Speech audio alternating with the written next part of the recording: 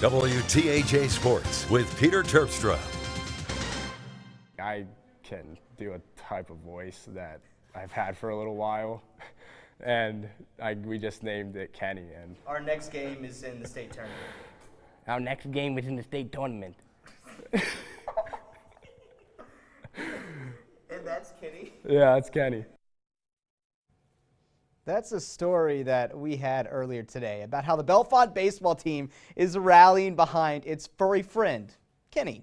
The District 6 champs did not have to travel far to start state tournament play today. Practically a home game for the Red Raiders. You thought Kenny would be missing out on the state playoffs? No way. Of course not. Bellefonte and Blackhawk. This game at Bald Eagle. Loser goes home. Early on, bases jacked, 1 out. The hustle would help. Nick Catalano brings in a run because he was on his horse with a fielder's choice, 1-0 Red Raiders. Now the next batter is where that hustle really helped, a 2 RBI double for Dylan Young. And Bellefonte would take the lead 3-0, but the real killer was pitcher Ashton Wetzler. He went a complete game. He gave up 1 run, but it was unearned, and he had 12 strikeouts. Bellefonte is moving on. They pick up the win along with Kenny. 4-1. Now to Penn State, Bellefonte softball and Mount Pleasant in state tournament play first round. Top of the third is when we pick things up. Bellefonte is down 1-0, and Mount Pleasant would add on. Fielder's choice good enough. Now 2-0 Vikings. Next inning,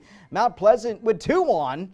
A run would score, then you would get an error, and that would let the other runner score. So it was 4 errors that would doom Bellefonte. They battled, but they fall to Mount Pleasant in the first round of the state tournament, 9-4. Great season for them. Now we go to the same spot, Bald Eagle, night game, South Park.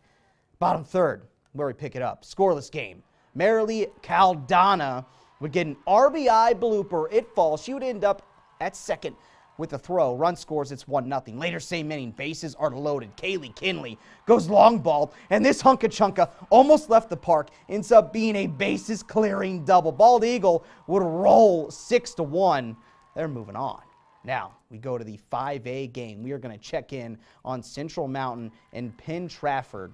And we pick it up at the top of the first. This started fast. Brooke Cleaver rips one down the left field line. That scores a run, and it's just the start. Later, same inning, Morgan Nedley. Another one through the infield. They would score 4 in the first. Penn Trafford would go on to win 13-6. Central Mountain would see its season come to an end. Now for 1A, Claysburg Kimmel Union. We got the highlight train rolling. Bottom third, Claysburg already up 3-0. Haley Reed through to left. And that's a 4 spot so far for her team. Later in the same inning, you would get a grounder, fired to first. The runner at first is out, but then to be fired home, and Reed was slippery. Safe to play the plate. The Bulldogs are moving on as well. They are holding off Union 11-7. Quarterfinals coming up on Thursday. Now we go to Mount Aloysius. Mount Aloysius is the spot. Mount Union is the team taking on Biglerville in Class 3A, bottom of the first. Dylan Gerhardt, rough day on the mound, but he made up for it with his bat. RBI single here, scoring Grayson McLean, and it's 1-0. Bottom of the third, Quentin Posey would break the game wide open. 2-run triple all the way to the wall to right. Trojans get 5 in the bottom of the third, and they win going away. Final score 10-4. They are moving on to the quarterfinals Thursday as well. Next up, same spot, Class 2A, Bishop Guilfoyle taking on Laurel. The Marauders trying to keep the season alive. And it was a pitcher's duel, and Austin Lewis for Bishop Guilfoyle continuing to be dominant on the mound in the postseason. He allowed no base runner until the 4th inning, and he had batters guessing all night. His counterpart, Will Schaffer, was just as good. He didn't allow a base runner through the first 3 innings, and Laurel would eventually push across 2 runs late as they take over Bishop Guilfoyle in a tough game.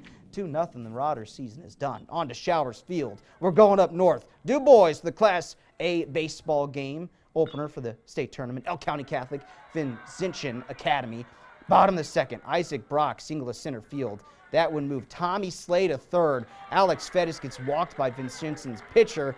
Later, bases loaded. Ryan Fritz, the dagger, goes through the outfielder's hands. That would send all 3 guys home with that. Later, this game was tied until the end. Fritz would get the walk-off winning hit. Crusaders stay alive with a walk-off winner, 4-3.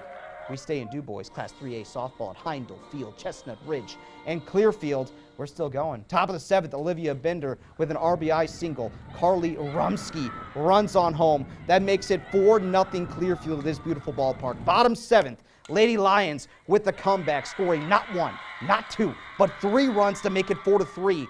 But the Lady Bison pitcher Emma Hips would strike out Michaela Wayant to end it.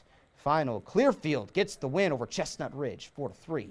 DuBois Central Catholic and Leechburg for the Class A softball opening round matchup. Bottom of the 1st, Avery Sakari with an RBI double to the left field corner. DuBois Central Catholic taking a 1-0 lead. A couple of pitchers later, Mia Maholick sends it all the way back to our cameras. Out of the way, Rosie Langello. The solo run that almost destroyed our camera. Please don't ever do that to us. And the Cardinals will just roll from there, 14-4. That's it for sports. We'll see you later.